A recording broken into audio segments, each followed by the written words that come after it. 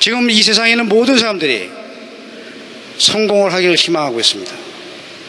돈을 많이 벌기를 희망하고, 어떤 사람은 권력을 갖기를 원하고, 어떤 사람은 명예를 갖기를 희망하고 있습니다. 그런데 그 성공을 해서 각 분야에서 리더가 돼가지고 남들로부터 많은 존경을 받기를 그렇게 바라고 있습니다. 그래서 이런 것을 성공을 하기 위해서 책도 보고 학벌 또 연출, 요새 유행하는 인적 네트워크, 이런 걸 통해서 자기가 어떻게 하면 자기가 원하는 그 목적을 달성하기 위해서 성공할 수 있을까, 이런 것에 대해서 아주 골몰하고 있습니다. 그런데 제가 이런 분들을 다 만나보면서 세상에서 돈이 많은 분들도 많이 만나보고, 권력을 가진 분들도 만나보고, 명예를 가진 분들도 만나봤지만은, 안 그러신 분들도 많지만은, 많은 분들이 그 마음속이 여러 가지 특징이 있습니다.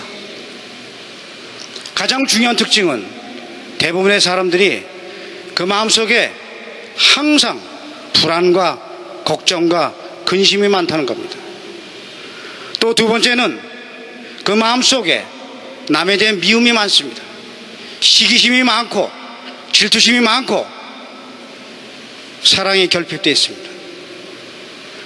우리가 돈을 갖든지 명예를 갖든지 권력을 갖게 된다면은 축복을 받아야 되는데, 축복을 받는 것이 아니고 자기가 원하는 돈을 벌고 자기가 원하는 권력을 갖고 자기가 원하는 명예를 가졌다고 하더라도 항상 불안하고 항상 근심이 많고 남을 미워하고, 그 다음에 항상 사랑이 결핍된 그런 인생이라는 것이 과연 그 사람이 복받은 인생인 것인가, 그런 의문을 저는 갖고 있었습니다.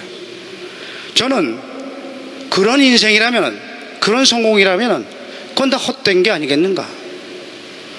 우리가 사람들이 좋은 학교를 가기를 원하고, 좋은 직장을 갖기를 원하고, 좋은 차를 타기를 원하고, 좋은 집을 갖기를 원하고, 명품을 갖기를 원하지만 그 마음속이 매일 불안과 걱정과 남에 대한 미움으로 가득 차 있다면 그것이 무슨 의미가 있겠습니까? 저는 그러한 것을 가지고 성공이라고 한다면 저는 그러한 성공은 사실 어떤 의미에서는 의미가 없다, 이렇게 생각합니다. 우리가 크리스찬으로서 여기 안 믿는 분도 계시지만은 우리한테 진정한 복이 뭐냐? 그것은 돈이나 명예나 권력이 있는 것이 아니고 우리가 하나님을 경외하고 순종하는 지혜에 기초해야 된다. 우리가 잠언에 보면은 그의 오른손에는 장수가 있고 그의 왼손에는 부귀가 있나니 그 길은 즐거운 길이요 그의 지름길은 다 평강의 길이다, 이렇게 말씀하셨습니다. 우리가 예수를 믿고 그 안에서 누리고 사용하는 부귀와 영원한 생명, 장수, 이거야말로 진정한 축복이라고 할 수 있습니다. 우리가 마태복음 24장을 보면은 예수께서 세상에 극도로 혼란할 때 우리 크리스찬들이 얘기하는 이른바 말세 징조가 많이 나타나고 있습니다. 많은 사람들이 미혹을 받고 난리와 난리 소문을 듣고 두려워하고, 예수 믿는 사람들이 모든 민족에게 미움을 받고, 또 많은 사람들이 서로 미워하고 불법이 성하고 사랑이 식어지고, 이런 현상들이 나타나고 있습니다. 바로 이런 현상들이 우리가 현재 보고 있는 그런 현상들입니다. 그러면은 여기 크리스찬이 많이 계신데도 불구하고 왜 그럼 세상에 이런 현상들이 나타나고 있는 것인가? 저는 그 근본적인 것이 우리가 많은 사람들이 아직도 하나님을 믿지 않는데 문제가 있다고 생각합니다. 또 하나님을 믿는다고 하면서도 기도를 하지 않는데 문제가 있습니다. 또 기도를 하면서도 그 기도가 영적인 하나님의 뜻에 따라 하는 기도가 아니고 혼적인 자기 욕심에 따라서 하는 기도이기 때문에 그 여러 가지 문제가 생긴다고 생각합니다.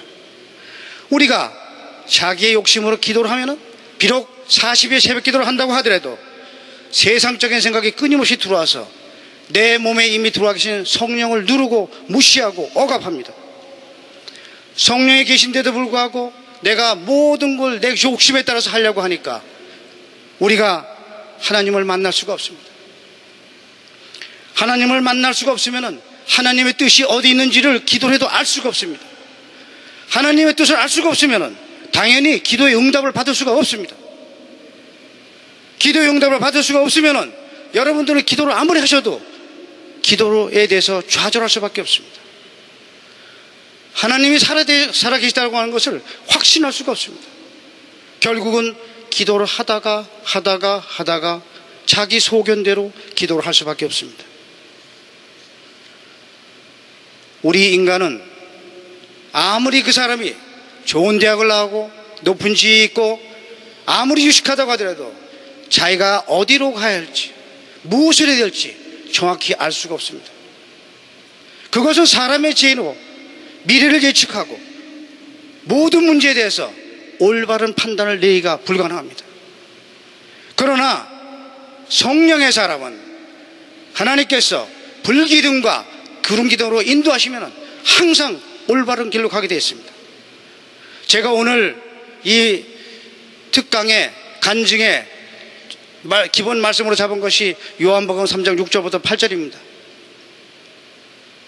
그 8절에 보면은 바람이 임의로 불매 네가 그 소리를 들어도 어디서 오고 어디로 가는지 알지 못하나니 성령의 사람은 이러하니냐 이렇게 말씀하고 계십니다.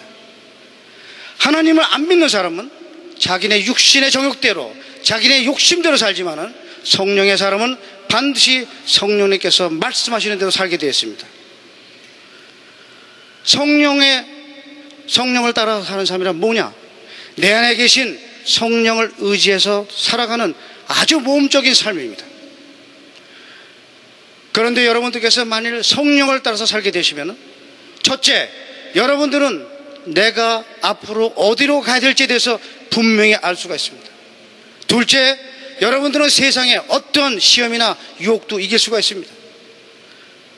세 번째는 여러분들은 어떤 상황이 발생해도 놀라시지 않을 것이고 두려워하지 않을 겁니다. 아무리 세상에 사람들이 자기에 대해서 위협을 하고 비난을 하더라도 참을 수가 있습니다. 누구든지 용서하고 우리가 사랑할 수 있습니다. 저는 믿는 집안에서 태어났습니다. 제 외할머니께서 이 하나님을 믿기 시작하셔서 제가 3대입니다. 그러나 저는 고등학교 때까지 교회를 다니다가 대학교 들어와서부터 교회를 다니지 않았습니다. 무려 30년 동안 교회를 떠나셨습니다. 제 집사람이 부산 사람인데 불교를 믿는 집안에서 태어났습니다. 그러나 저희 집에 시집 와서 저희 어머님이 저희 집사람을 데리고 교회에 가서 그 사람을 하나님의 사람으로 만들었습니다. 저희 집사람이 우리 애들을 데리고 또 교회를 갔습니다. 저는 매주일 그 집사람과 아이들을 데리고 교회 데려다 주면서도 저 자신이 세상에 빠져서 술도 마시고 세상적인 즐거움에 빠져서 교회를 다니지 않았습니다. 그리고 30년이 지났습니다. 1994년에 제 딸이 저를 위해서 금식을 하기 시작했습니다. 한 달 금식 하는 과정에서 제가 항복을 하고 교회를 나갔습니다. 그리고 바로 저는 엄청난 성령의 세례를 받았습니다. 제가 30년 동안 하나님을 떠나서 그 많은 지었던 죄를 생각하면서 얼마나 눈물로 회개했는지 모릅니다. 저는 그 다음부터 내가 있는 세상에 있던 모든 즐거움을 다 끊고 이제 내 죽을 때까지 예수님만 위해서 하나님만 위해서 살겠다고 결심했습니다. 그리고 지난 15년 동안에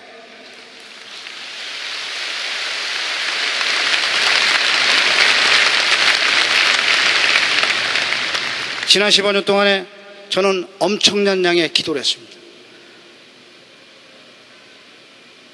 정말로 절제된 생활을 했습니다. 그리고 성령님과 교제를 하면서 친밀한 관계를 갖기 시작하면서 제가 성령을 따라가는 삶을 삶았습니다.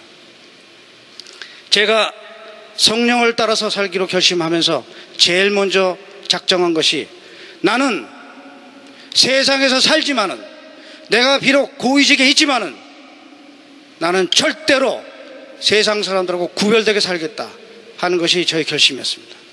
저는 베드로전서 2장 9절에 나온 것처럼 나는 왕 같은 제사장으로 살겠다. 나는 누구한테도 내가 그 사람한테 종노릇하지 않겠다. 그런 결심을 했습니다.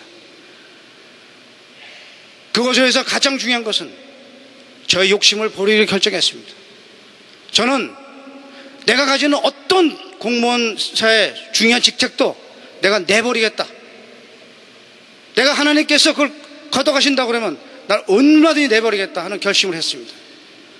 저는 김대중 대통령님을 3년 8개월 청와대에서 모시는 동안에 그렇게 행동했습니다. 저는 6년 반 동안 주중대사를 하는 동안에 그렇게 행동했습니다. 저는 지난 1년 동안 통일부 장관을 있으면서 그렇게 행동했습니다. 저는 어느 누가 자리를 가지고 저를 시험하는 것에 대해서 받아들이지 않았습니다. 저는 세상에서 살지만은 구별된 생활을 하기로 했습니다. 저는 솔직히 말해서 외교관 출신이지만은 아직까지 30년 동안에 골프채로 손에 잡아본 적이 없습니다. 옛날에는 그 잘 먹던 술도 이제 다 끊었습니다. 한 방울도 마실 수가 없습니다. 저는 20년 전부터 크리스마스 카드, 연합장 하나도 안 보냅니다. 인적 네트워크 없습니다. 저는 뭐든지 하나님께 간구하고 하나님께서 하는 대로 하기로 결심했습니다. 그리고 오직 제가 나라와 민족, 나의 일, 그리고 다른 사람들을 위한 중보기도를 하자, 이렇게 결심을 했습니다. 제가 수도 없이 많은, 언젠가 만약 그것을 책으로 난다면 수십 권도 덜 될 그런 많은 일화가 있습니다. 수천 가지의 일화가 있지만 오늘은 그 중에서 제가 한 몇 가지만 여러분들께 말씀을 드리겠습니다. 제가 주중대사로 있을 때 2003년 봄에 사스가 발생했습니다. 그래서 4월 초부터 북경에 있는, 중국에 있는 외교단들이, 외국인들이 북경을 떠나기 시작했습니다. 우리 본부에서도 이 대사관에서 판단해가지고 만약 필요하면은 교민들을 철수시켜서 좋다, 그렇게 저희한테 연락이 왔습니다. 제가 하나님께 기도했습니다. 하나님, 제가 우리 국민들을 철수시켜야 되겠습니까? 철수시켜 주십시오. 하나님께서 저한테 말씀하셨습니다. 철수시키지 말아라. 내가 너희 국민들은 한 명도 손을 대지 않을 테니까 절대로 철수시키지 말아라. 저한테 어저께 제가 서울에서 우리 중국에서 오신 제중국 한인회장, 전직 한인회장도 만나고 했지만은 수많은 교민회장들이, 수많은 우리 경제단체 회장들이 저를 찾아왔습니다. 대사님, 철수명령을 내려주십시오.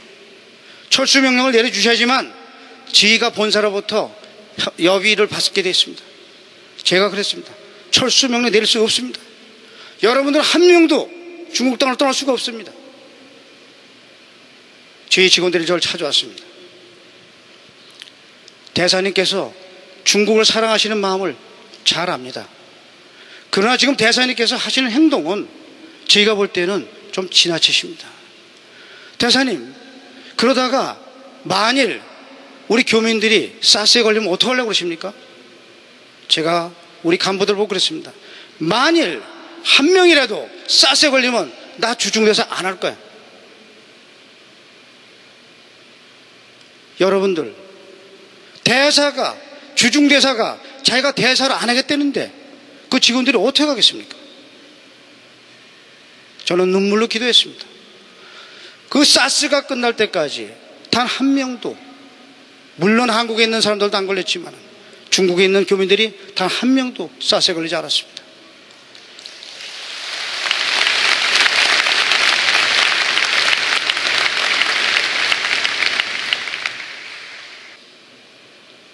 제가 과거에 주중대사관에서 공사를 3년 했었습니다. 그 당시에 탈북자들이 계속 들어왔습니다. 탈북자들을 받을 수가 없었습니다. 중국 정부의 그 마찰을 생각해서.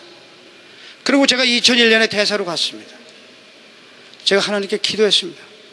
하나님, 탈북자를 이렇게 계속 내보내도 되겠습니까? 탈북자를 받도록 해주십시오. 하나님, 제가 받더라도 저를 도와주겠습니까? 몇 달을 기도했습니다.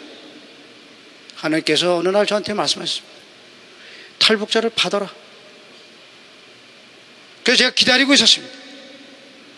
2002년 5월에 탈북자가 들어오기 시작했습니다. 그것 때문에 중국 정부하고 굉장한 마찰이 생기고 엄청난 정말 협상을 하기 시작했습니다. 저희 간부들이 와서 대사님, 이거 받으시면 안 됩니다. 이거 받으시면 앞으로 한중 관계 여러 가지 문제가 많습니다. 그래도 받았습니다. 제가 받으면서 하나님께 계속 이렇게 기도했습니다. 하나님, 제가 주중대사로 있는 동안에 1000명만 탈북자를 받게 해주십시오. 그리고 제가 전체회의 때, 대사관 전체회의 때 직원들을 보고 이랬습니다. 여러분들, 대한민국에 제일 돈 많은 사람이 탈북자의 생명을 구할 수 있어요. 대한민국에서 제일 명예로운 사람이 탈북자의 생명을 구할 수 있어? 지금 이 세상에서 이 순간에 탈북자를 구할 수 있는 사람은 나밖에 없어. 나는 대사를 내놓고 이 탈북자를 구할 거야. 나는 하나님께 요새 기도하고 있어요. 1000명을 보낼 수 있도록 해달라고.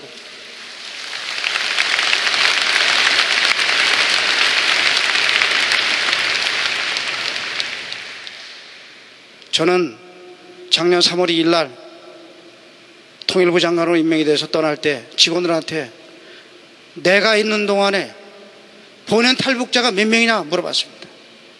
정확히 1065명이었습니다.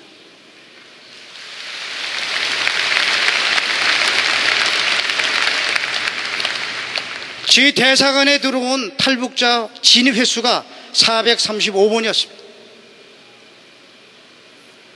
얼마나 많은 어려운 교섭과 싸움을 했는지 모릅니다. 그때 제가 그 한 번은 탈북자가 어느 날 지 대사관에 170명이 있었습니다. 170명이 우리 영사부가 수용할 수 있는 최대 능력이었습니다. 거기서 10명만 늘어나면 포화 상태가 돼가지고 사람이 근무를 할 수가 없었습니다. 제가 하나님께 눈물로 기도했습니다. 중국 정부가 지금 탈북자를 안 보내줍니다. 하나님 정말 도와주십시오. 아무리 교섭을 해도 교섭이 안 됩니다.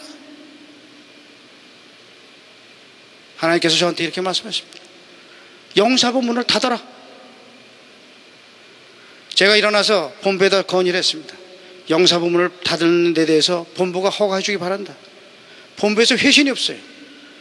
나중에 물어봤더니 그건 대사님께서 현재에서 판단해서 알아서 하시라고. 우리는 거기에 대한 의견이 없습니다.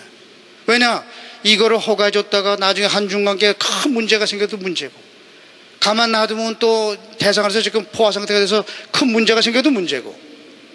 제가 그랬습니다. 영사부 닫어.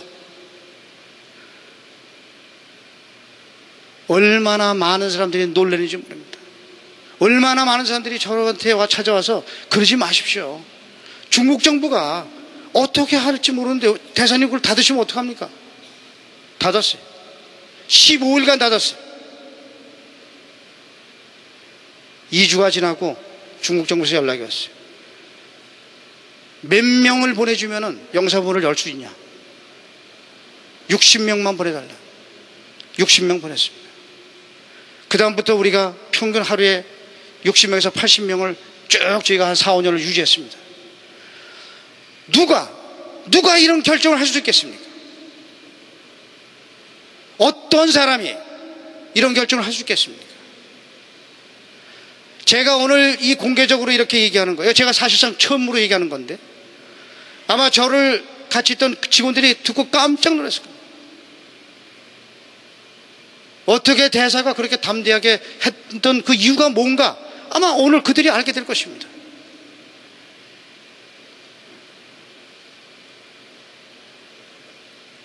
이것은 성령의 사람만이 가지시는 담대함입니다.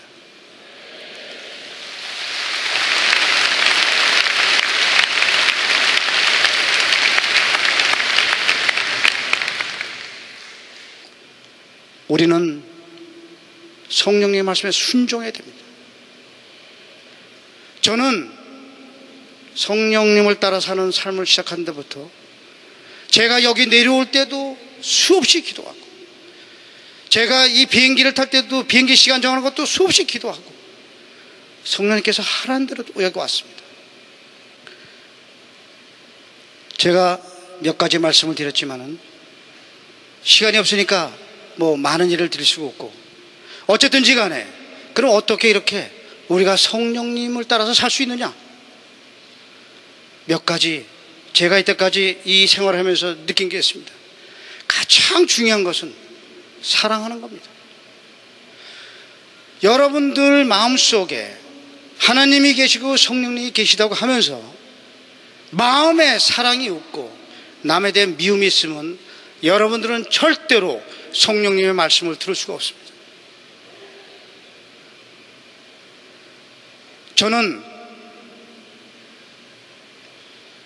대사로 있을 때, 장관으로 있을 때 아무리 바빠도 하루에 1시간 반, 2시간 반 기도합니다.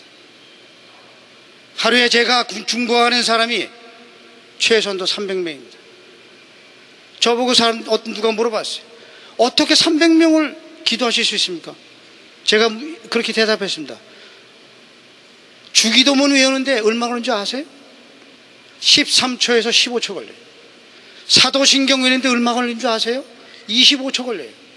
여러분들 주기도만큼 한 사람을 축복한다면 매일 얼마나 그 사람을 축복하는 줄 아십니까? 그러면 우리가 주기도만큼 여러분을 누굴 축복하면 1분에 4명 축복할 수 있어요. 1시간에 240명이에요. 300명? 아주 간단합니다. 그것도 방언으로 하면.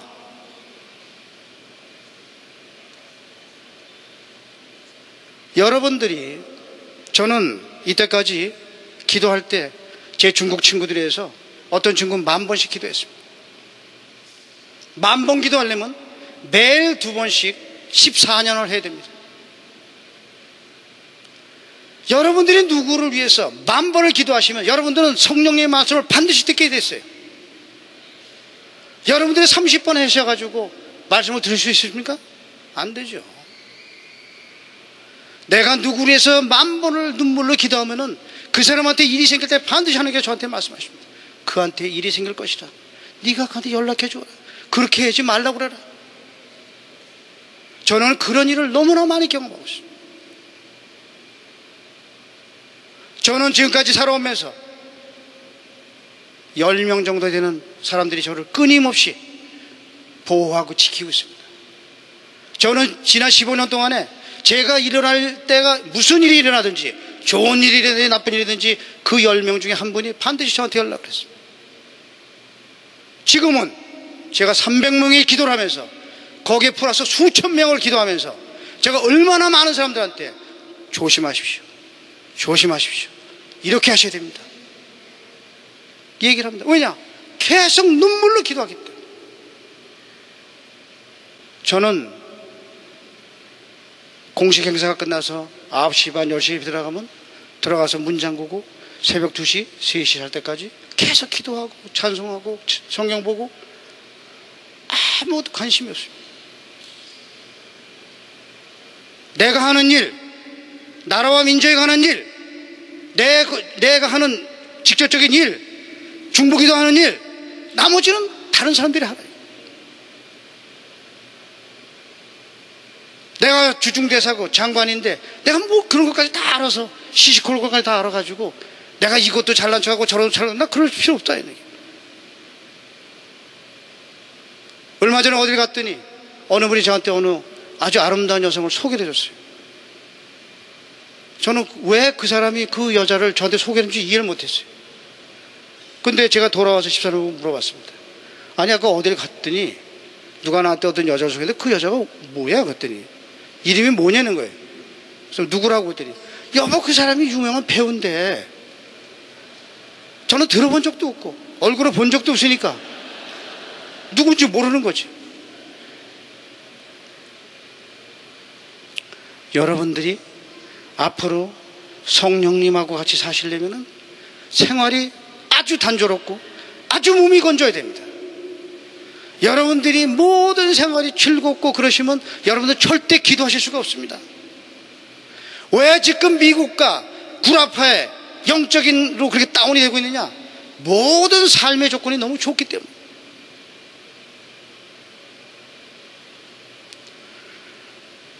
우리는 성령님을, 하나님을 인격적으로 만나야 됩니다. 우리가 얘기합니다. 하나님이 살아계시는 걸 어떻게 아느냐? 봤어요? 말씀을 들으셨어요? 이렇게 사람들이 얘기합니다. 그 사람들은 기도를 안 해본 사람입니다. 하나님이 살아계시다는 것은 우리가 기도를 통해서 기도를 할 때마다 알 수 있는 거죠.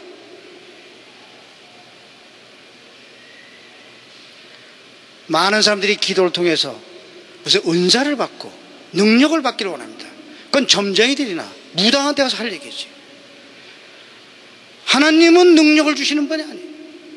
우리가 하나님하고 같이, 그분하고 같이 생활을 하게 되면은, 그분 안에 들어가 있으면은 그 자체가 능력이에요.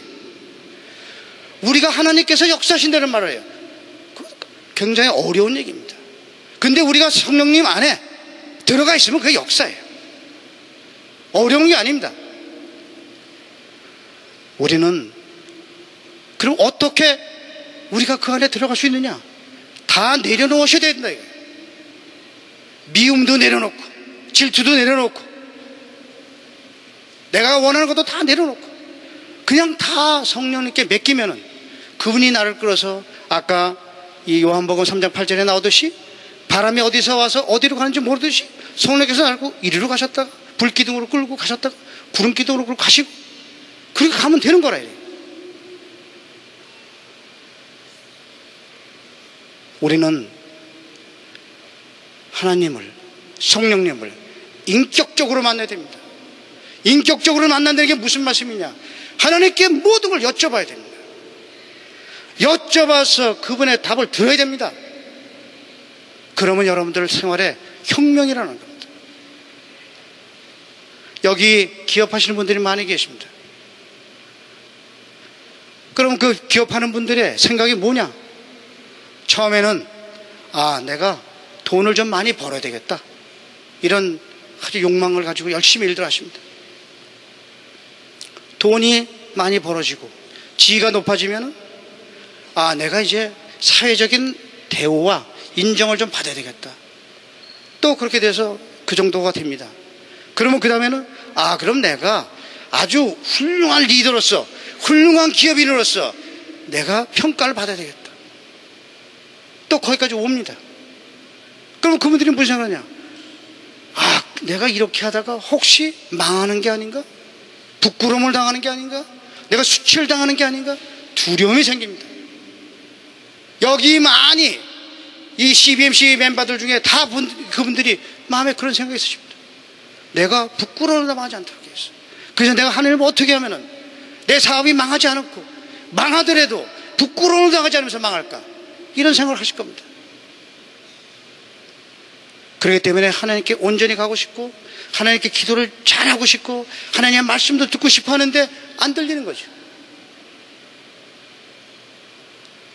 여러분들이 그런 답을 어디서 얻으시냐? 제가 몇 가지를 말씀드리겠습니다. 여러분들이 존경받는 리더가 되고 기업인이 되려면 기도를 많이 하셔야 됩니다. 하나님을 믿으시고 기도를 많이 하셔야 됩니다. 그것도 영적인 기도, 하나님의 뜻에 따라하는 영적인 기도를 하셔야지 자기 욕심대로 하는 기도를 하시면 안 돼요. 기도를 안 하는 리더는 그건 가짜 리더입니다. 그건 능력이 없는 리더예요. 왜냐? 가는 방향을 모르는데 리더라고 앉아가지고 맨날 사람들 모아놓고 남 얘기 들어서 이 사람이 더 많이 얘기하니까 이쪽이 맞겠구나, 다수결이니까 계속 시행착오를 겪는 거죠. 자기가 보스니까 시행착오를 겪고도 누가 말을 안 하지만은 마음은 타들어가는 거죠.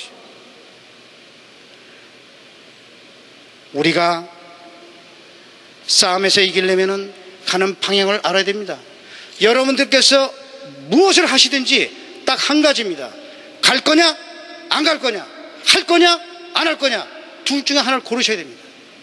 그게 리더입니다. 결정을 못하니까 계속 사람을 모아놓고 회의만 계속하고 10시간 20시간 해도 회의가 안 되는 거예요. 결론은 어떻게 되냐, 이렇게 하면 이런 장점이 있고 이렇게 하면 이런 단점이 있는데 그 회장님이 알아서 하십시오. 성령의 사람은 그거 간단합니다. 하나님께 여쭤보면 돼요. 이거 할까요? 해. 하는 거예요. 그걸 해서 돈을 버는 것도 하나님의 뜻이고 망하는 것도 하나님의 뜻이에요. 두 번째는 리더가 되려면 기도를 해야 되는데, 여러분들이 지금 원하시는 게 뭡니까? 돈입니까? 부귀입니까? 존귀함입니까? 부와 존귀는 오직 여호와를 믿고 기도하면서 얻을 수 있는 겁니다. 우리가 잠언에 보면 이런 말씀이 있습니다. 겸손과 여호와를 경외함의 보응은 재물과 영광과 생명이니라. 여호와를 경외한다는 것은 여호와께 지혜를 구하는 것입니다. 여호와께 지혜를 구한다는 것은 하나님께 기도하는 겁니다. 역대상에 보면은 부와 귀가 귀함이 주께로 말미암고 또 주는 만유의 주가 되사 손에 권세와 능력이 있사오니 모든 자를 크게 하신가 가난하게 하심이 모두 주의 손에 있나이다. 여러분들이 돈을 원하시고 여러분들이 존귀함을 받기를 원하십니까? 여러분들은 하나님을 믿으셔야 돼요. 여러분들은 기도를 하셔야 돼요. 세 번째는 이번에 금년도에 이 캐치프레이스가 너무 잘 골랐습니다. 하늘에 뿌리를 둔 삶입니다. 지금 많은 사람들이, 하나님을 믿지 않는 사람들이 믿는 사람들이 유혹을 합니다. 당신들은 왜 그렇게 땅에서 요란하냐? 땅에서 살 때는 좀 적당히 살고 당신네 죽고 난 다음에 천국에 가서 그때 잘 살면 되는 거 아니냐? 이렇게 얘기합니다. 그거 굉장히 위험한 말입니다. 우리 사단은 우리가 땅의 것으로 살기를 원합니다. 그래야지 사단이 우리를 잡아먹습니다. 우리가 하늘의 것으로 살면은 사단은 우리를 잡아먹을 수가 없어요. 그러니까 우리 보고 계속 너네들은 땅의 것으로 살아라. 땅에서 살 때는 땅의 것으로 살아라. 여러분들은 그 말씀에 속으면 안 됩니다. 우리는 땅에 뿌리를 둬서는 안 됩니다. 우리는 하늘에 뿌리를 둬야 됩니다. 그렇기 때문에 이번에 선정한 이 말씀이 너무나 중요합니다. 땅에 하늘에 뿌리를 둔 기업.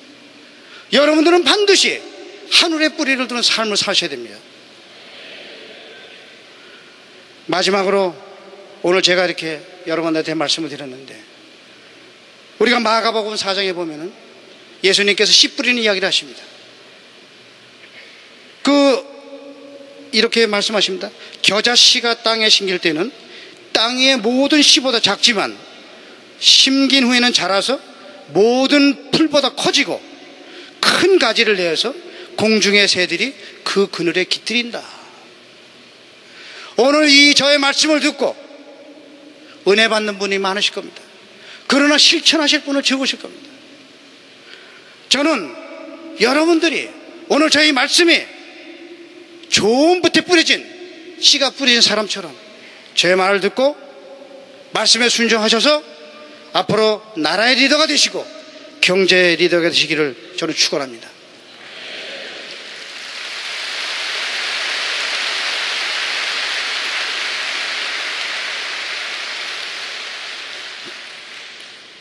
제가 작년에 11월에 지금 이 현재 세계에서 가장 유명한 예언자인 미국의 신디 제이콥스라는 목사를 만났습니다. 그 목사가 저를 보고 첫 마디가 이렇게 얘기했습니다. 어머님이 살아계십니까? 돌아가셨습니다. 언제 돌아가셨습니까? 15년 전에 돌아가셨습니다. 어머님이 크리스천이셨습니까? 크리스천이셨습니다. 어머님이 기도를 많이 하셨습니까? 기도를 많이 하셨습니다. 어머님이 당신이 뭐가 될 거라고 말씀하셨습니까? 그런 말씀 하신 적이 없었습니다. 그 신디 제이콥스가 저보고 이렇게 얘기했습니다. 어머님은 당신의 오늘의 당신을 이미 다 알고 계셨습니다. 어머님께 감사하십니까? 감사합니다. 요새도 감사하십니까? 돌아가신 지 15년이 돼서 기일이 되거나 생각이 날 때 이렇게 감사합니다. 매일 감사하십시오. 왜 그렇습니까? 당신의 어머니께서 당신을 위하여 얼마나 많은 기도를 했는지 지난 15년 동안에 하나님께서 그 기도를 다 응답하셨습니다.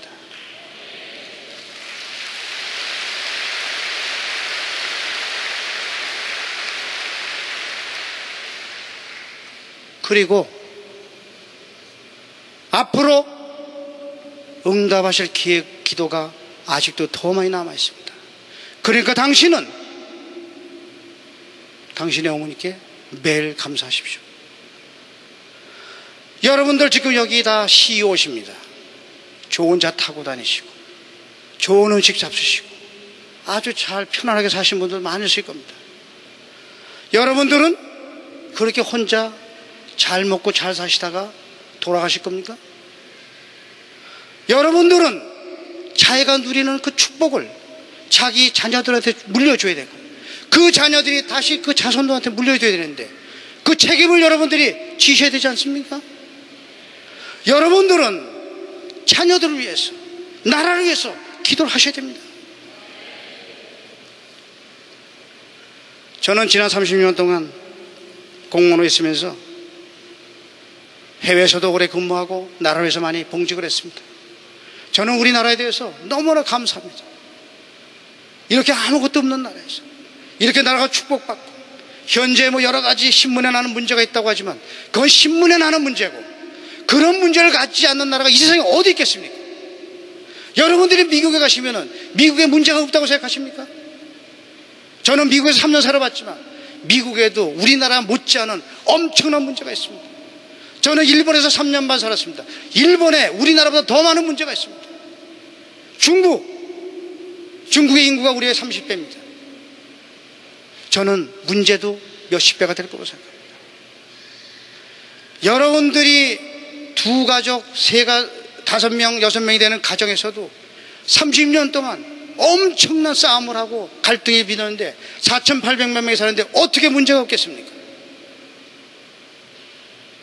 저는 그런 것에 대해서 여러분 걱정하실 거 없습니다. 여러분 지금 우리나라를 하나님께서 얼마나 축복하셔서 여기까지 끌고 오셨는데 많은 경제 위기가 났다고 걱정됩니다. 무슨 걱정을 합니까? 왜 걱정을 하십니까? 여러분 우리 2000년 동안에 우리나라에 중국과 일본이 970번 침략을 했습니다.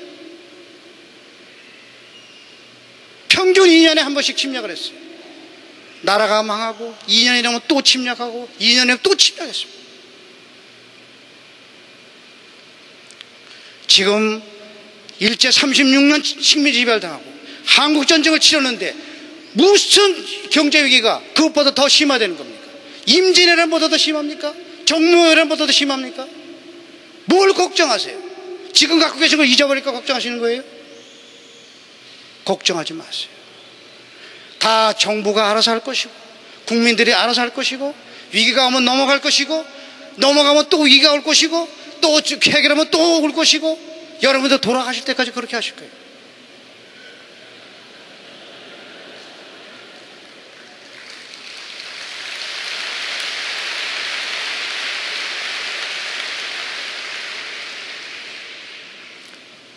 하나님을 믿는 사람은 겁을 내시면 안 됩니다.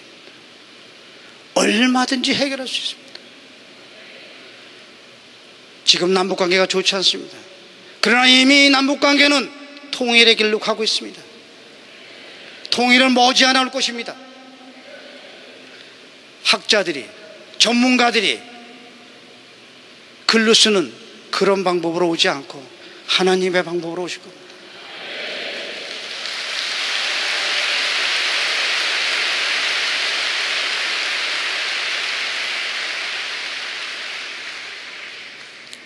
통일은 오는 것이 아니라 이미 왔다고 우리가 생각해야 됩니다.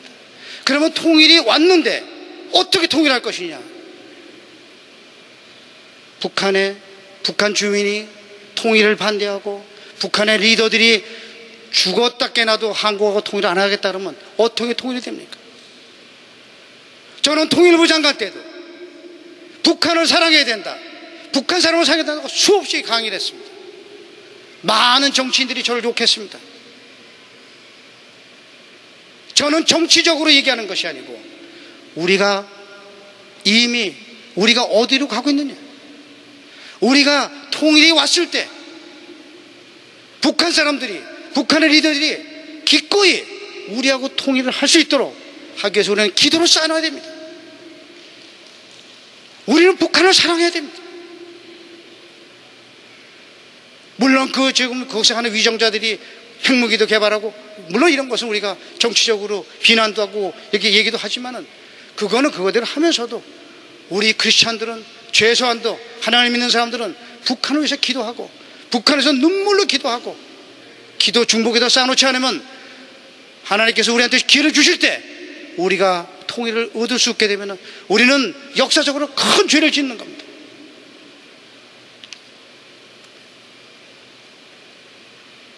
이제 통일이 되면은 한국이 G8가 되는 것은 아주 간단합니다.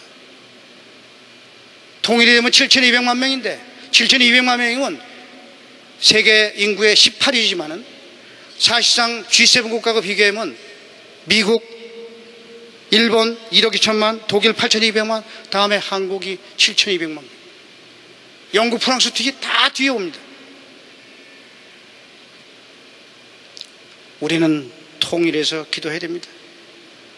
우리는 또 예루살렘의 회복을 해서 기도해야 됩니다. 우리가 예루살렘이 회복이 되려면 한국과 중국과 일본이 협력해야 됩니다. 그걸 현재 분열의 영들이 다 막고 계속 한국과 중국과 일본이 서로 의심하고 싸우게 만들고 있습니다. 우리는 한반도의 분열, 이걸 빨리 탈피해서 한반도가 통일이 돼서 한중일이 협력해서 예루살렘 회복을 할 수 있는 아주 우리의 중추적인 역할을 해야 됩니다. 우리는 그것을 위해서 기도해야 됩니다.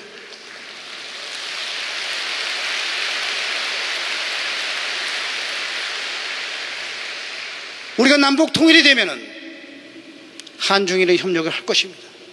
한중일이 뭉치면은 미국에서 기다리고 있던 세계 중심의 축이 동북아로 오게 됐습니다. 여러분들은 머지않아 남북 통일과 세계 중심의 시대에 살게 될 것입니다. 여러분들은 그것을 위해서 기도하셔야 됩니다.